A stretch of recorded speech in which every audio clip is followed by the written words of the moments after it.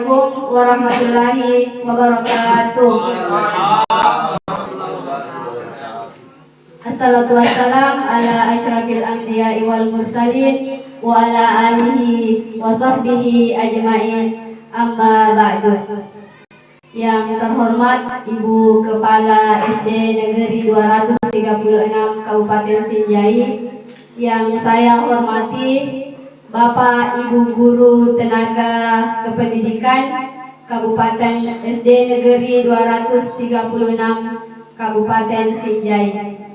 Pertama-tama, marilah kita memanjatkan puji dan syukur kita kehadirat Allah Subhanahu wa Ta'ala, karena pada kesempatan ini kita diberi kesehatan untuk dapat mengikuti rangkaian kegiatan desiminasi budaya positif yang sebentar akan dipaparkan oleh saya sendiri, Salmawati SPD. Salawat dan salam tak lupa pula mari kita panjatkan kepada junjungan kita Nabi besar Muhammad sallallahu alaihi wasallam sebagai rahmatan lil alamin. Sebelumnya Bapak Ibu yang saya hormati, pertama-tama saya ingin mengucapkan banyak terima kasih atas waktu yang diluangkan oleh Bapak Ibu untuk dapat mengikuti kegiatan yang akan saya laksanakan pada kesempatan ini. Mudah-mudahan apa yang Bapak Ibu lakukan pada hari ini akan dibalas Allah dengan lipatan pahala yang berlipat ganda. Amin amin ya rabbal alamin. Bapak Ibu yang dirahmati oleh Allah Subhanahu wa Ta'ala, jadi susunan acara yang akan berlangsung pada siang hari ini yaitu pembukaan, selanjutnya menyanyikan lagu Indonesia Raya, acara selanjutnya sambutan dari Ibu Kepala SD Negeri 236 Kabupaten Sinjai, dan acara selanjutnya yaitu pemaparan materi desiminasi budaya positif. Baiklah Bapak Ibu yang kami banggakan, marilah kita memasuki acara yang kedua, yaitu menyanyikan lagu Indonesia Raya. Olehnya itu kepada Bapak Ibu sekalian, kami mohon untuk berdiri.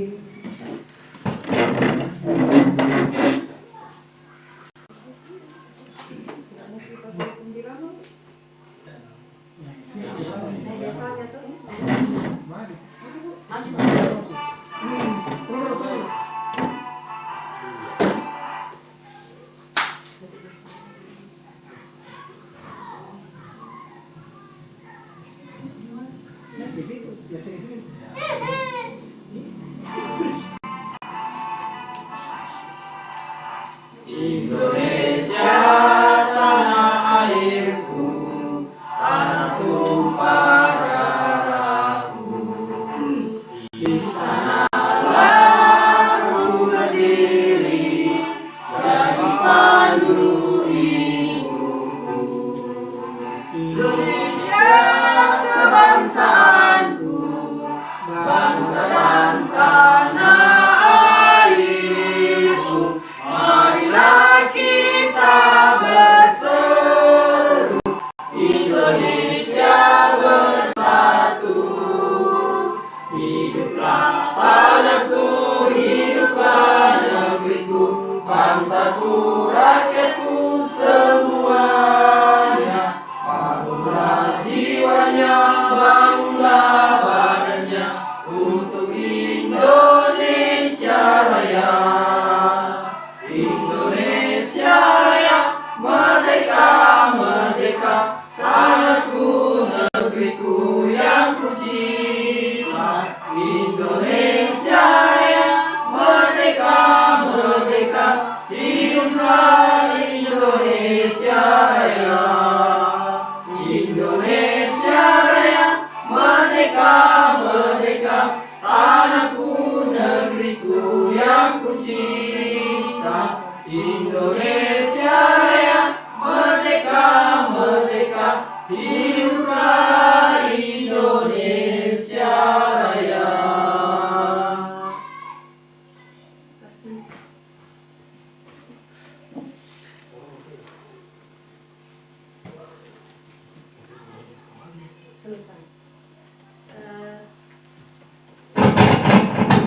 Bapak Ibu silakan duduk kembali.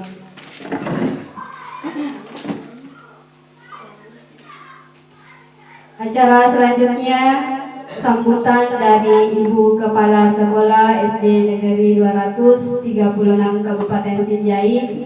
Kepada beliau kami persilahkan dengan hormat.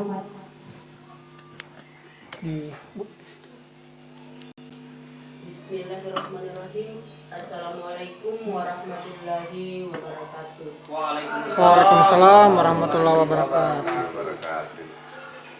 Yang terhormat Bapak dan Ibu pendidik dan tenaga kependidikan SD Negeri 236 Kabupaten Sinjai yang saya hormati. Puji syukur kita panjatkan kehadirat Allah Subhanahu wa taala karena pada hari ini kita masih diberi kesempatan untuk hadir di tempat ini mengikuti rangkaian kegiatan yang mana kegiatan tersebut adalah diseminasi budaya positif calon guru penggerak CGP angkatan 11 modul 1.4 budaya positif. Alhamdulillah. Dan tanpa pula kita mengirimkan salam dan salawat kepada Nabiullah Muhammad Sallallahu Alaihi Wasallam yang sudah menjadi suri tauladan bagi umat Islam hingga akhir zaman. Terima kasih atas kesempatan yang diberikan kepada kami untuk memberikan sambutan sepatah dua kata tentang kegiatan kita pada hari ini. Alhamdulillah, saya mengucapkan puji syukur dengan adanya teman kita yang bisa masuk di CGP angkatan 11 agar supaya bisa memberikan kita motivasi untuk bisa kita berlomba-lomba untuk berbenah diri untuk ikut pada pendaftaran CGP yang akan datang. Karena yang sebelumnya kita berpikir sebelum kita mendaftar CGP bahwa tugas-tugasnya itu banyak, tapi kenyataannya alhamdulillah Ibu Salmawati SPD sudah melangkah dan masuk dan mengikuti kegiatan tersebut. Alhamdulillah sudah boleh dikata sudah jalan seperduanya yang dia sudah lewati. Alhamdulillah, dan nyatanya dia bisa laksanakan dengan baik dan dengan baik. Dan semoga bapak-bapak yang belum masuk bisa tergugah hatinya untuk mendaftar dan ikut dalam kegiatan tersebut. Dan di situ mungkin banyak sekali ilmu-ilmu yang kita dapat apabila mengikuti kegiatan tersebut. Salah satunya yang akan kita sebentar ikuti yaitu diseminasi budaya positif. Dan marilah kita sama-sama Bapak Ibu untuk mengikuti dengan bersungguh-sungguh agar supaya ilmu yang dipaparkan sebentar oleh Ibu Salmawati SPD dapat kita tangkap dan dapat kita tularkan kepada peserta didik kita nanti insyaallah. Mungkin inilah yang sempat saya sampaikan, lebih dan kurangnya mohon dimaafkan. Menjadi sekolah impian kita semua. Amin amin ya rabbal alamin. Baiklah Bapak Ibu, untuk selanjutnya saya akan memaparkan materi budaya positif. Namun sebelumnya saya akan memperkenalkan diri. Perkenalkan, nama saya Salmawati SPD, sebagai guru SD Negeri 236 Kabupaten Sinjai yang saat ini melaksanakan pendidikan guru penggerak di angkatan 11. Baiklah Bapak Ibu, untuk mengefisienkan waktu, marilah kita menerima materi ini dengan sebaik-baiknya. Dengan ucapan Bismillahirrahmanirrahim. Jadi materi yang saya akan sampaikan pada kesempatan ini yaitu aksi nyata modul 1.4 tentang budaya positif. Terlebih dahulu Bapak Ibu sekalian, karena mungkin Bapak Ibu atau cuma saya sendiri yang agak tegang pada kesempatan ini, saya mohon Bapak Ibu boleh berdiri dulu untuk kita speaking sebelum kita mengikuti materi ini. Boleh Bapak Ibu berdiri. Ya, jadi marilah kita senyum dulu selama 30 detik. Mungkin yang pakai masker boleh dibuka dulu. Ya, senyum-senyum Bapak Ibu. Senyumnya mungkin jangan dipaksa. Lahir dari hati nurani, dari dalam diri kita. Mudah-mudahan dengan senyum yang kita keluarkan dapat menimbulkan perasaan yang positif untuk kita pada hari ini mengikuti materi, dan insya Allah kedepannya kita membawa juga perasaan kita untuk selalu berpositif dengan membawa senyum, selalu senyum kepada siapapun. Selanjutnya Bapak Ibu boleh berhadapan, melihat teman di samping. Boleh melihat teman di samping.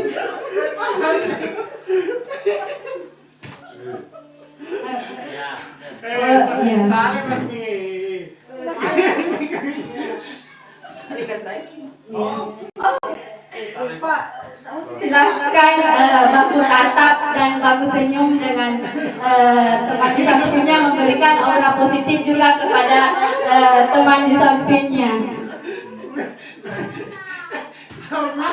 Ya, senyumnya ini boleh kita hitung selama 30. Ini bukan senyumnya Bapak Ibu, tapi sudah ketawa. Alhamdulillah melebihi dari lebih tingkat lagi dari senyum. Ya, terima kasih Bapak Ibu atas kesempatan yang diberikan. Mudah-mudahan selanjutnya tetap tersenyum dengan materi yang akan saya bawakan.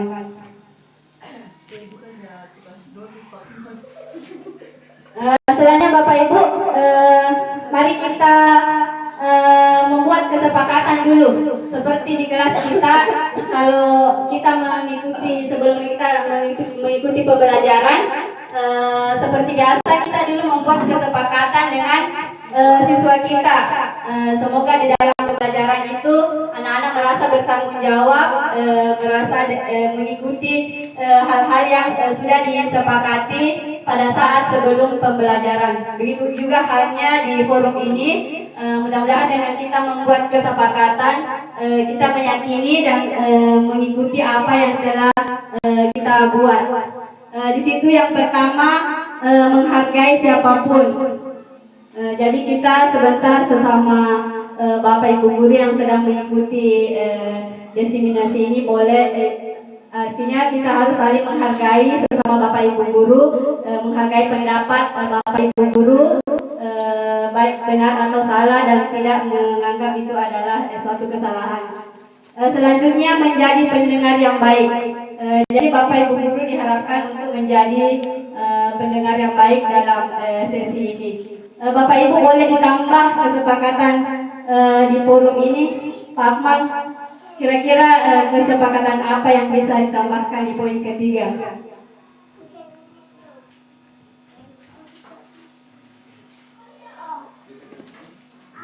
Pak.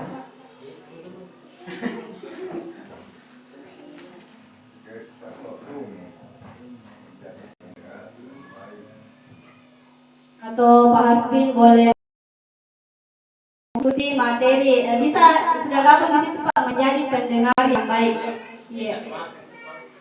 Ya. Apa itu Pak? Ya. Ya boleh. Selanjutnya Jadi kita membuat kesempatan itu tidak usah terlalu banyak, mungkin 2, 3, 4 atau 5 poin saja. Bapak Ibu bisa ditambahkan lagi? Tidak bercerita saat materi berlangsung. Oh iya, terima kasih Bu. Jadi tambahan dari Bu Kepala Sekolah, tidak berkomunikasi atau berbicara pada saat materi berlangsung. Selanjutnya dari Wira mungkin bisa ditambahkan kesepakatan kita.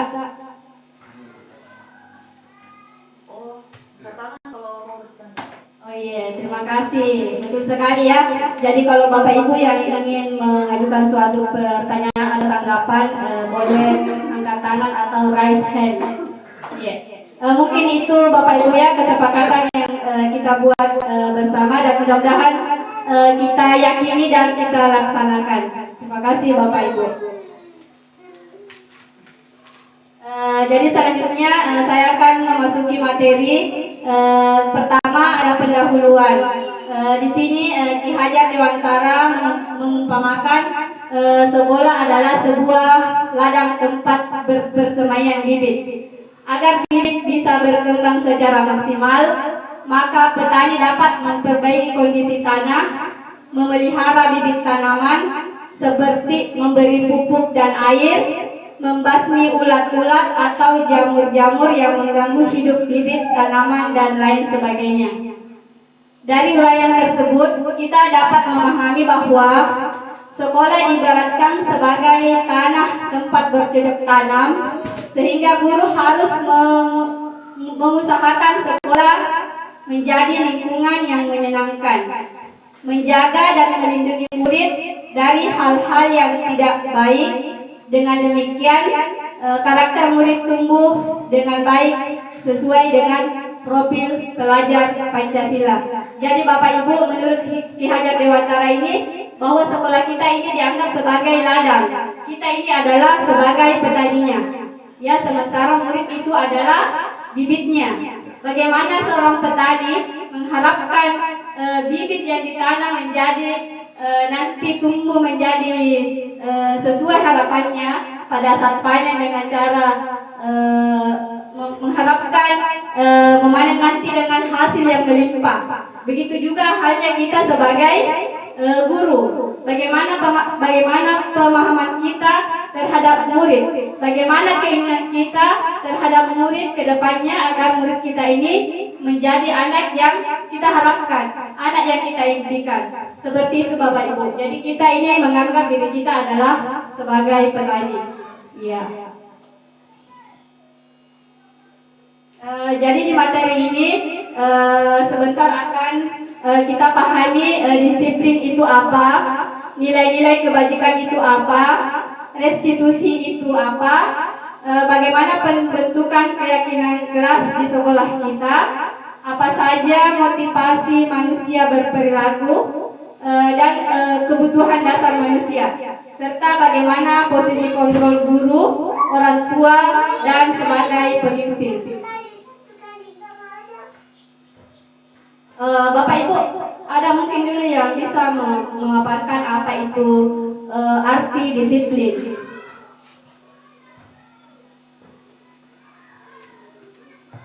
Bisa raise hand Bapak Ibu yang bisa menyampaikan pengertian dari disiplin itu apa? Menurut pandangan Bapak Ibu. Silahkan Pak. Ya, disiplin itu Boleh berdiri Pak mungkin.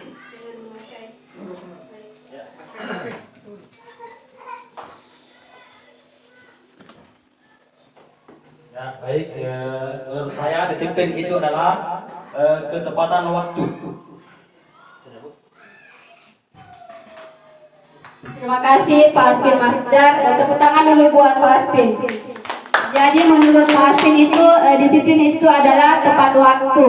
Mungkin menurut Pak Aspin itu tepat waktu mungkin seperti datang ke sekolah tepat waktu, dan pulang juga tepat waktu, melaksanakan tugas dan tanggung jawab tepat waktu. Seperti itu Pak ya. Selanjutnya menurut Bapak Ibu yang lain boleh menyampaikan apa itu disiplin menurut Bapak Ibu sekalian.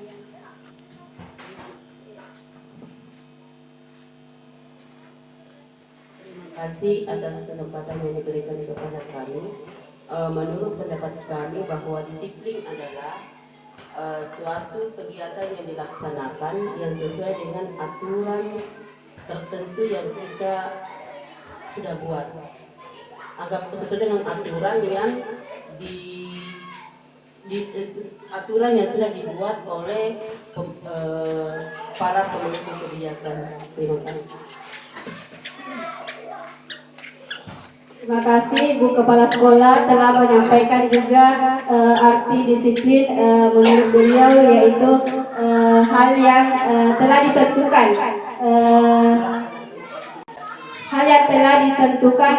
sesuai dengan aturan yang telah dibuat secara bersama. Baiklah Bapak Ibu, jadi di sini itu menurut Ki Hajar Dewantara untuk menciptakan murid yang merdeka, syarat utamanya adalah harus ada disiplin yang kuat. Disiplin yang dimaksud adalah disiplin diri yang memiliki motivasi internal. Hal ini sejalan dengan pandangan dari Gosen bahwa disiplin adalah belajar, yaitu bagaimana kita belajar untuk mengontrol diri.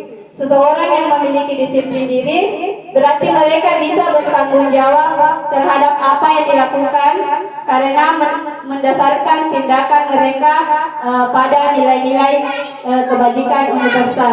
Jadi sebenarnya disiplin ini lahir dari dalam diri kita sendiri Bapak Ibu. Walaupun sebenarnya ada aturan yang telah ditetapkan atau kesepakatan, tetapi kita tidak menyadari, berarti disiplin itu tidak terlaksana. Intinya Bapak Ibu, di sini disiplin itu harus lahir dari dalam diri kita sendiri.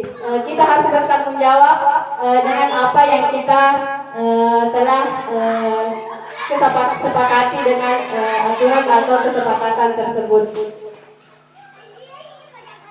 Tujuan dari disiplin positif adalah untuk menanamkan motivasi internal pada murid-murid agar menjadi pribadi yang mereka inginkan dan menghargai diri sendiri dengan nilai-nilai yang mereka percaya. Mereka akan tetap berperilaku baik dan berlandaskan nilai-nilai kebajikan karena mereka ingin menjadi orang yang menjunjung tinggi nilai-nilai yang menghargai mereka atau mencapai suatu tujuan. Jadi disiplin ini bukan hanya kita sebagai pendidik, disiplin juga ini kita terapkan kepada anak didik kita Bapak Ibu. Nilai-nilai kebajikan merupakan nilai-nilai yang telah disepakati bersama, lepas dari suku bangsa, agama, bahasa maupun latar belakangnya. Nilai-nilai ini merupakan paling besar dari sikap dan perilaku kita, atau nilai-nilai ini merupakan pondasi kita berperilaku. Nilai-nilai kebajikan adalah sifat positif manusia yang merupakan tujuan mulia yang ingin dicapai setiap individu. Seperti nilai-nilai kebajikan yang ingin dicapai oleh setiap anak Indonesia yang kita kenal dengan profil pelajar Pancasila. Jadi nilai disiplin ini Bapak Ibu sudah tertuang dalam profil pelajar Pancasila yang terdiri dari 6. Yang pertama itu Bapak Ibu beriman bertakwa kepada Tuhan Yang Maha Esa dan berakhlak mulia. Yang kedua mandiri, yang ketiga bernalar kritis, yang keempat berkebinekaan global, yang kelima bergotong royong, dan yang keenam adalah kreatif. Selanjutnya Bapak Ibu, materi selanjutnya yaitu motivasi perilaku manusia. Menurut Diana Gosen menyatakan ada 3 perilaku manusia. Yang pertama, untuk menghindari ketidaknyamanan atau hukuman. Motivasi ini bersifat eksternal. Yang kedua, untuk mendapatkan imbalan atau penghargaan dari orang lain. Motivasi ini juga bersifat eksternal. Terus yang ketiga, untuk menghargai diri sendiri dengan nilai-nilai yang mereka percaya. Motivasi ini bersifat internal atau dari dalam dan merupakan tujuan disiplin positif seperti halnya tadi yang kita paparkan dari yang pertama.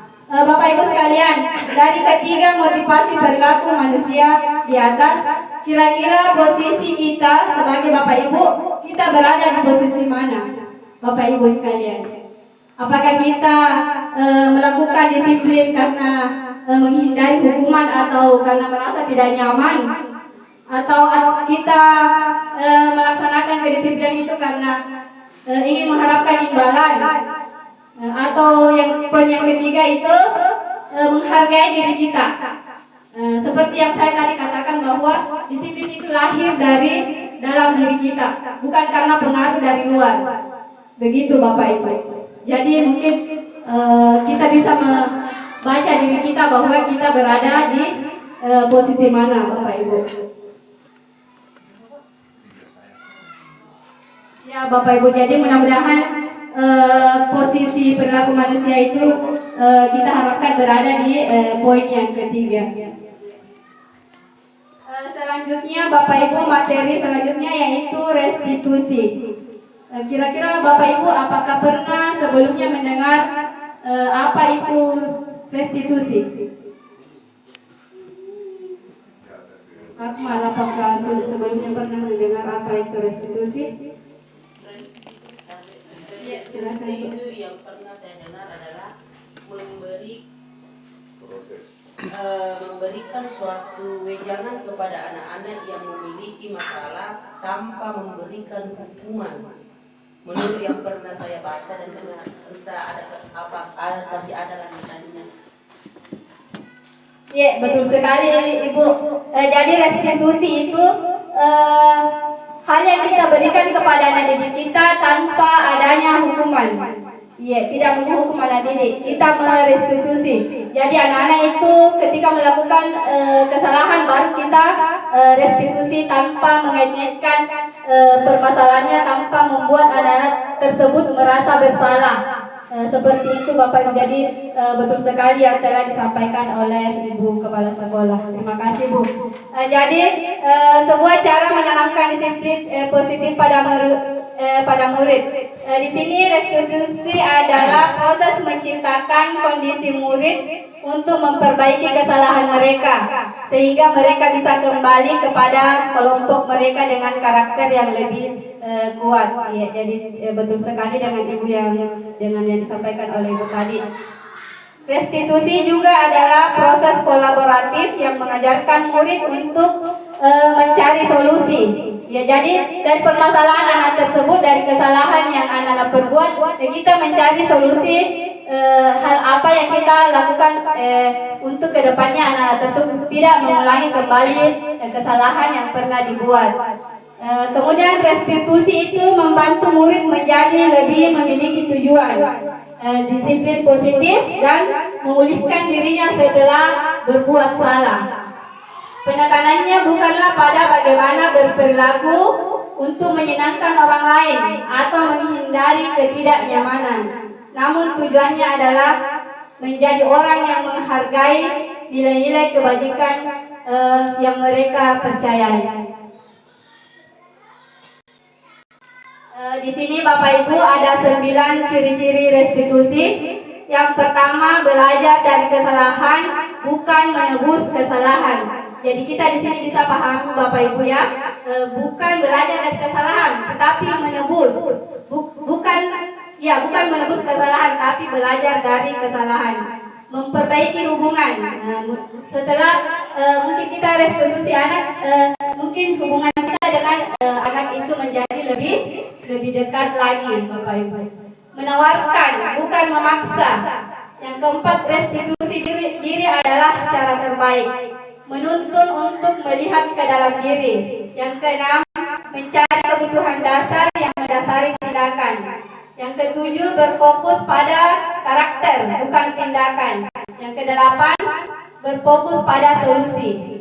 Jadi anak-anak melakukan kesalahan itu setelah kita restitusi, pasti ada solusi yang kita ambil dari restitusi tersebut. Yang kesembilan, mengembalikan murid yang berbuat salah pada kelompoknya.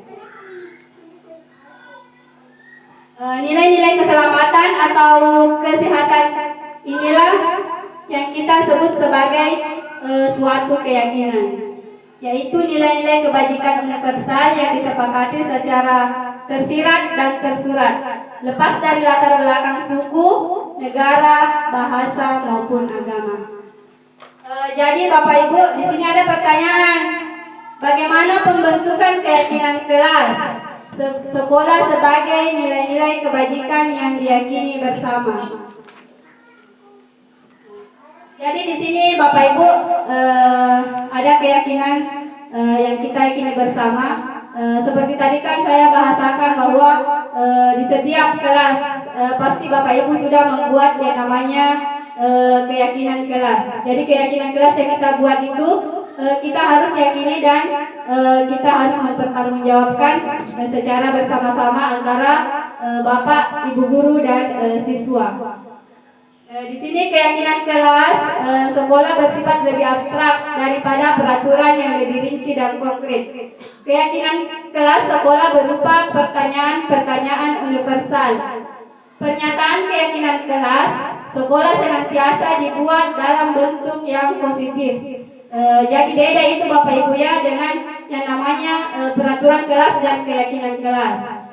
Kalau peraturan seakan-akan itu mengancam anak-anak untuk tidak melakukan suatu kesalahan, tapi kalau keyakinan membuat anak-anak itu untuk meyakini dirinya bahwa hal tersebut harus diyakini dan dipertanggungjawabkan kalau kita melakukan suatu kesalahan. Selanjutnya Bapak Ibu, keyakinan kelas sekolah hendaknya tidak terlalu banyak. Jadi kalau membuat keyakinan kelas atau keyakinan sekolah itu tidak usah terlalu banyak, cukup sesuai dengan kemampuan kita dan anak-anak kita untuk mempertanggungjawabkannya. Kemudian semua warga kelas atau sekolah hendaknya ikut berkontribusi dalam pembuatan keyakinan kelas lewat kegiatan curah pendapat. Jadi keyakinan kelas yang kita buat ini bukan hanya sendiri guru yang membuat, tetapi bersama dengan murid, membuat kerjasama, membuat kesepakatan. Begitu Bapak Ibu. Kemudian bersedia meninjau kembali keyakinan kelas dari waktu ke waktu.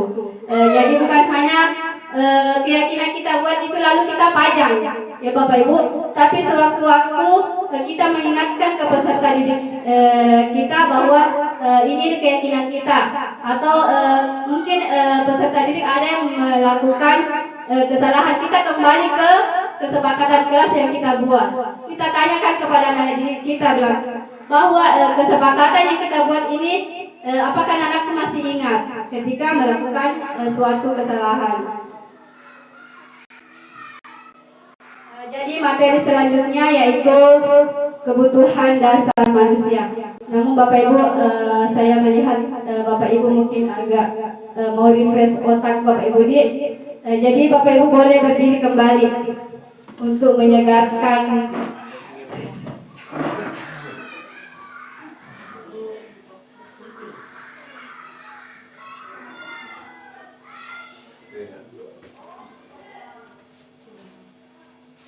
Jadi Bapak Ibu boleh mengikuti gerakan ini. Jadi mungkin karena mau goyang-goyang Bapak Ibu, jadi boleh kursinya dimundur-mundurkan sedikit supaya Bapak Ibu bisa bergerak.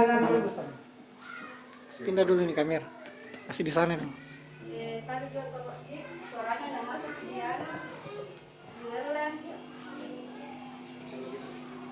Oh, ada di bluetoothnya itu. Oh, tunggu kasih pindah dulu. Tunggu kasih pindah dulu itu. Enggak, ini tidak tersambung.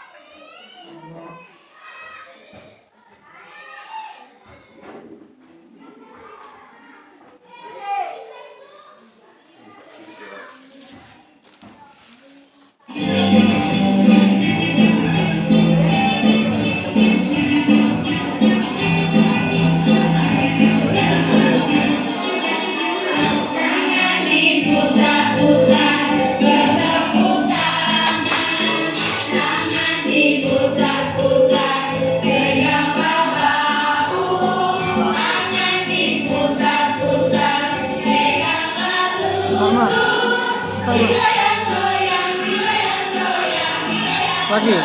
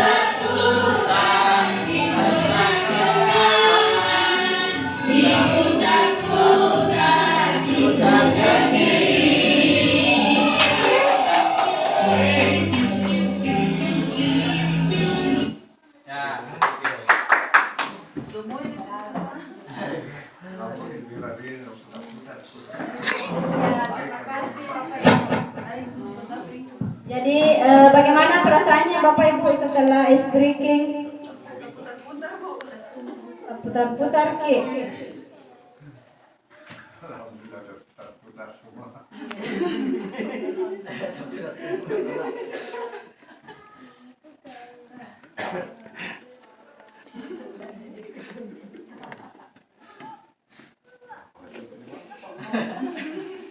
Jadi baiklah Bapak Ibu, kita masuk ke materi selanjutnya, yaitu kebutuhan dasar manusia.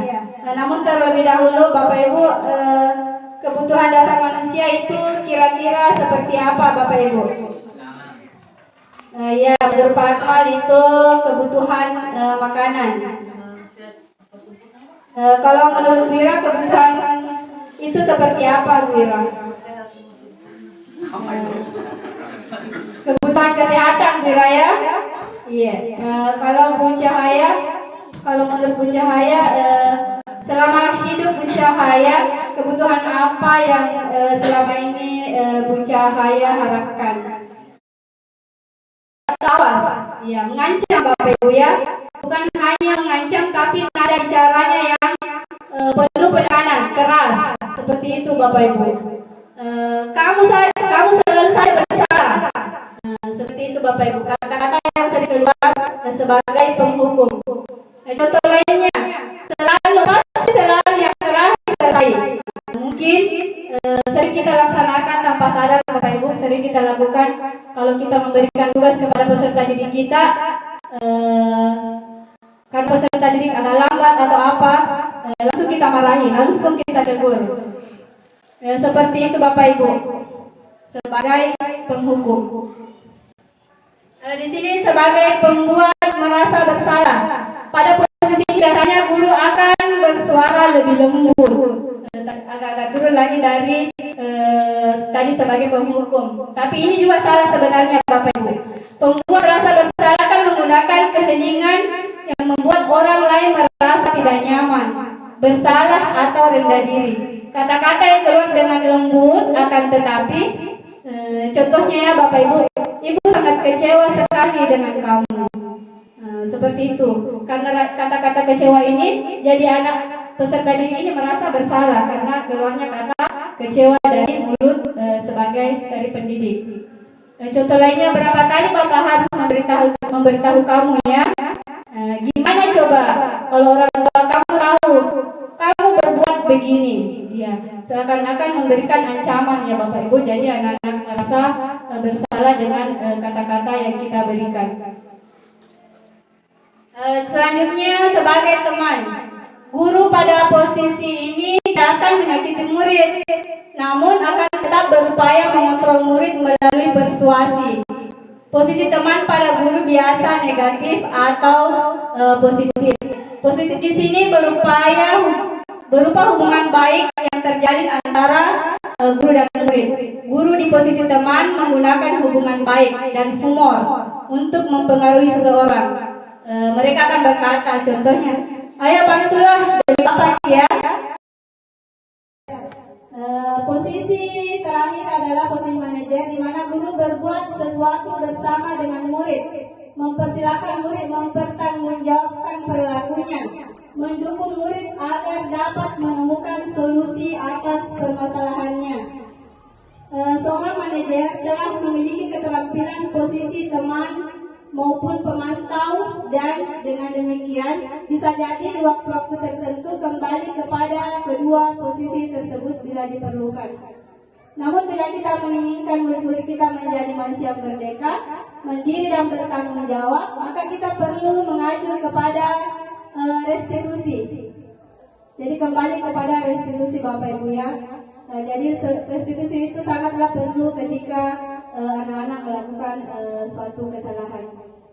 Frekuensi. Jadi kita kembali kepada kebutuhan dasar manusia Bapak Ibu. Anak-anak melakukan suatu kesalahan pasti ada kebutuhannya, ada hal yang anak-anak bisa berbuat seperti itu. Contoh kecilnya Bapak Ibu, ketika kita mengajar anak-anak bermain, ada anak-anak yang mengganggu temannya. Mungkin anak-anak itu melakukan mengganggu atau bermain di kelas. Ada hal kebutuhan yang mendasar bagi anak tersebut. Jadi kita tidak boleh menghukum atau menegur dengan apa. Kita harus perlu mengetahui dulu hal apa, tujuan apa anak-anak tersebut melakukan seperti tadi mengganggu atau bermain. Kita harus sebagai guru harus memahami dulu keadaan murid. Kenapa dia berbuat seperti itu?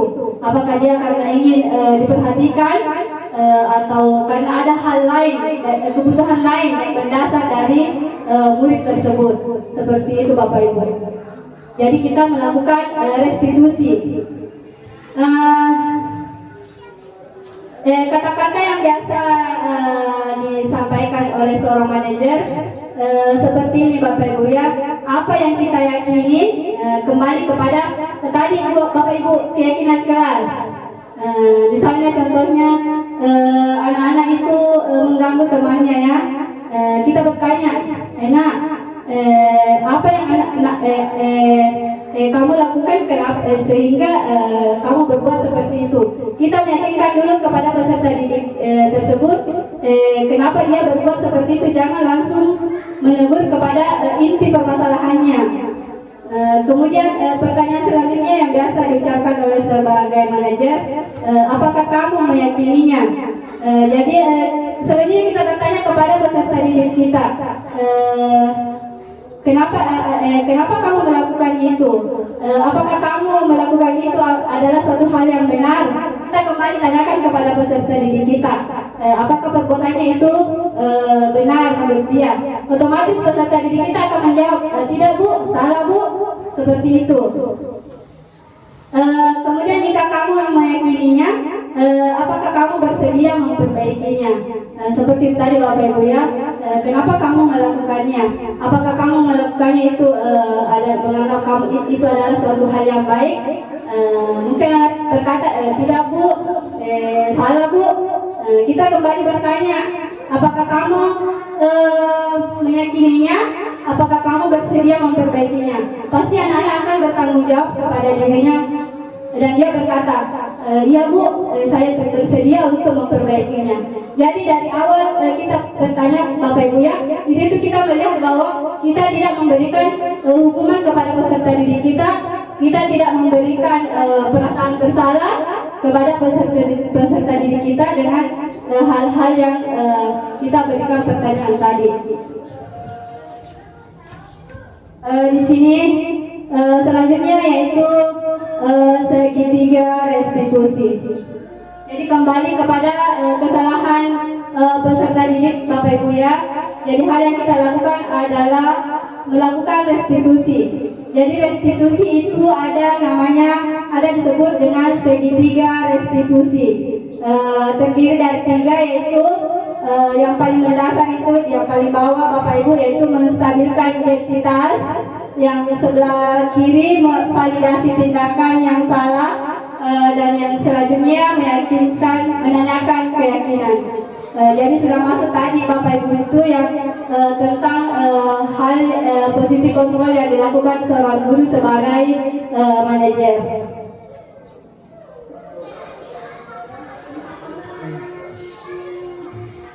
Jadi validasi tindakan di sini di poin pertama menstabilkan identitas. Bagian dasar dari segitiga restitusi bertujuan untuk mengubah identitas anak dari orang yang gagal menjadi orang yang perhatian. Jadi anak-anak ini tidak merasa gagal dengan hal yang dilakukan, tetapi akan bertanggung jawab memperbaiki kesalahan-kesalahan tersebut. Kemudian validasi tindakan yang salah. Setiap tindakan kita dilakukan dengan suatu tujuan, yaitu memenuhi kebutuhan dasar. Kalau kita memahami kebutuhan dasar, apa yang mendasari sebuah tindakan, kita akan bisa menemukan cara paling efektif untuk memenuhi kebutuhan tersebut. Jadi di sini Bapak Ibu kalimat-kalimat di bawah ini yang mungkin terdengar asing buat guru, namun bila dikatakan dengan nada tanpa menghakimi akan memvalidasi kebutuhan mereka. Contohnya Bapak Ibu, padahal kamu bisa melakukannya yang lebih buruk dari ini ya. Di sini sudah ada dulu namanya memvalidasi tindakan Bapak Ibu. Kamu pasti punya alasan mengapa kamu melakukannya. Kamu patut bangga pada diri sendiri karena kamu telah melindungi sesuatu yang penting buatmu. Kamu boleh mempertahankan sikap itu, tapi kamu harus menambahkan sikap yang baru. Poin ketiga Bapak Ibu menanyakan keyakinan. Teori kontrol menyatakan bahwa kita pada saatnya termotivasi secara internal. Ketika identitas sukses telah tercapai di langkah 1 tadi dan tingkah laku yang salah telah divalidasi, atau langkah kedua, maka anak akan siap untuk dihubungkan dengan nilai-nilai yang dia percaya dan berpindah menjadi orang yang dia inginkan.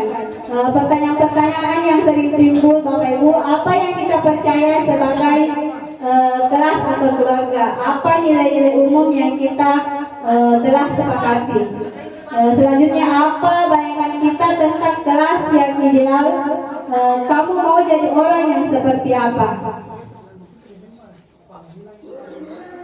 Jadi Bapak Ibu, kita sudah berada di penghujung materi. Jadi itulah pemaparan materi yang sempat saya sampaikan. Mudah-mudahan dari sebagian materi yang saya sampaikan pada kesempatan ini, mudah-mudahan ada sedikit atau beberapa yang Bapak Ibu bisa pahami dan dapat kita laksanakan untuk kedepannya menjadi lebih baik. Sedikit kata dari akhir pertemuan kita pada kesempatan ini, yaitu masa depan itu tergantung pada apa yang kita lakukan hari ini. Sekian Bapak Ibu, terima kasih. Assalamualaikum warahmatullahi wabarakatuh. Waalaikumsalam warahmatullahi wabarakatuh. Kira bertanya apa sih? Lalu tutup. Apa kira-kira mata Lain Pak. Banyak yang tidak terekam. Sana semua. Banyak tidak tahu. Enggak di Malah supas ya, nah ini maksudnya dalam file control ini. nantinya otomatis mungkin mengerina. Pol kilo. Harus dipul sama. sampai akhir. Standby. Iya, harus baru tahu. Jadi maksudnya mulai dari mana itu tidak ter